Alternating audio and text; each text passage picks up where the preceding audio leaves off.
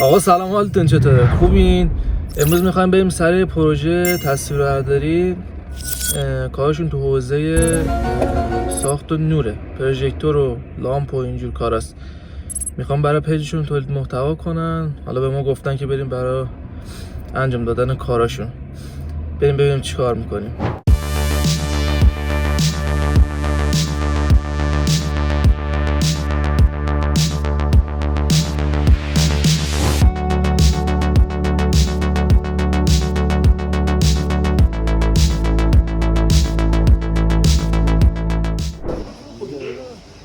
الان دعوا سر اینه که کدوم دوربینو بندازیم رو رانین.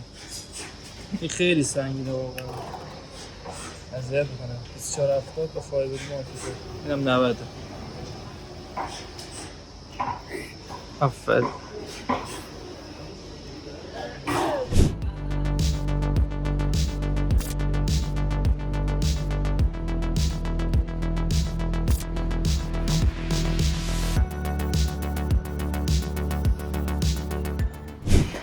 ماشاءالله پهلوان.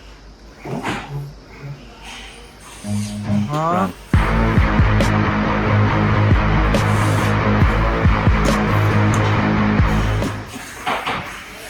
کلش رفت آسمون که.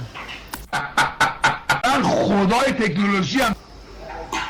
آقا کامل خوبی؟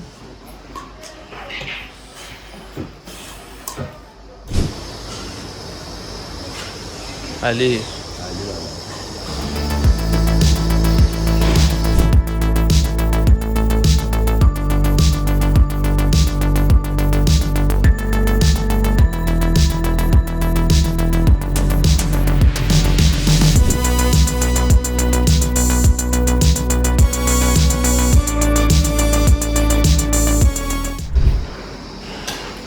بچه ها مشغول کار.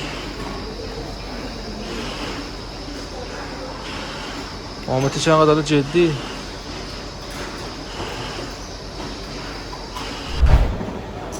محمدی چرا با قلب من بازی میکنه؟ یه الان بیافته تو این آب. تکلیف من چیه؟ دوربین کامل هم اساسی.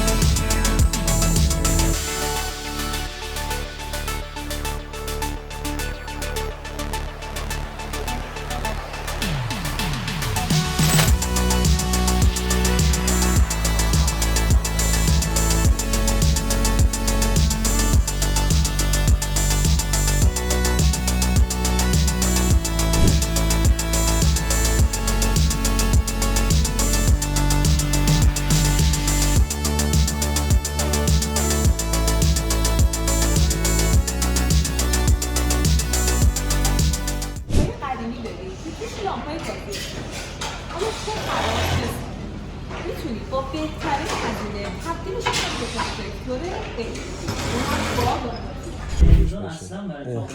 چشم. اوکی اسم اوکی سر پروژه بس شما در نکنم. سر پروژه من تمرین میکنم. بریم ادامه کار. SMD. بگو حالا که مثلا فهمیدیم باید SMD بخریم برای پروژکتور مغازه، نمیدونم باید چند واتش رو بخرم. یه همچین چیزی. شما اینو که جلوش به نظر پروژکتور 200 وات بخرم؟ نه بابا پروژکتور 200 وات چه خبره؟ 100 وات هم بگیری کافیه چون ارتفاعش 1.5 متره. یه حالا نوشتن سناریو. اگه باغ و حیاط و اینا رو روشن کنی 200 وات ببر. چرا؟ چون ارتفاعش 4 تا 6 متره. این متن بالانسی ولی این نه اینه که بالانسش کردی. 2 1 آقای حسینی جت لایت یا والواشه؟ هر دوشو داریم تو وات‌های مختلف.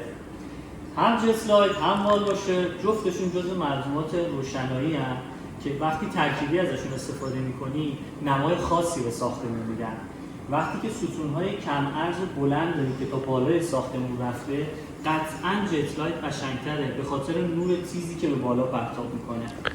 ولی اگر میخوای ستون‌های پهن و دیوارهای پهن استفاده بکنی والواشه بهترین گزینه برای انتخابه. حالا شما کدومشو دارید؟ بیو بگیریم. چی بود این بچه رو می‌خون؟ للاسی لبالاسی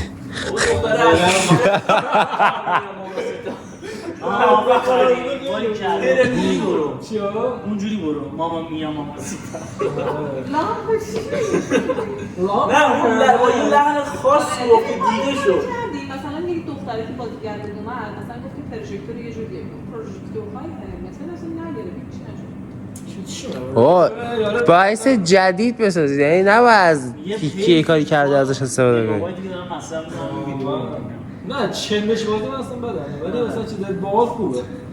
سری حرکت بزنیم باحال. ببین چی داره؟ اسمش فوق‌العاده داغ کنه و آتش سوزی ایجاد بشه.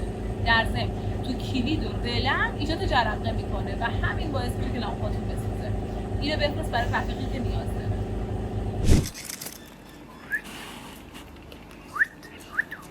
نه سوت هم بابت این که بیای نبود. جدی دارم میگم. جدی میفهمم. سینه برو اومد 2 1 چی شده خانم خوشگو؟ والا من برای تابلو مغازم پروژکتور میخوام نمیدونم کدوم پروژکتور مناسب تره. خب چه مدلی مد نظرتونه؟ چه متن عوض کردی؟ اوکی همین بود. نه قطع کن یه بار دیگه. یه پروژکتور میخوام نمیدونم چه پروژکتوری باید بگیرم. خب بسته به نوع مصرف بستم اینا بازش استفاده ها اینا متفاوته. یعنی چی؟ ببینید ما وقتی حرف پروژکتور میزنیم همه میگن پروژکتورهای لنزدار اومده جدید بهتره ولی در حالی که نمیدونم پروژکتورهای لنزدار برای تابلوهای مغازه اصلا خوب نیست.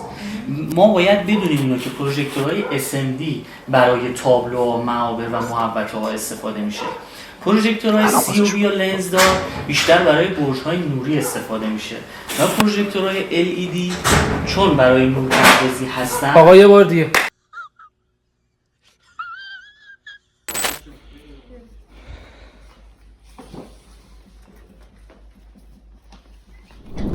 خب آقا کارم تموم شد.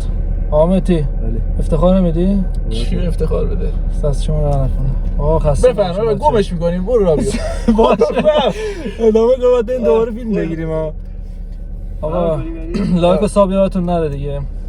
توی فیلم بله فیلم ما یاسر بود. کانال یوتیوب داریم. بله که داریم.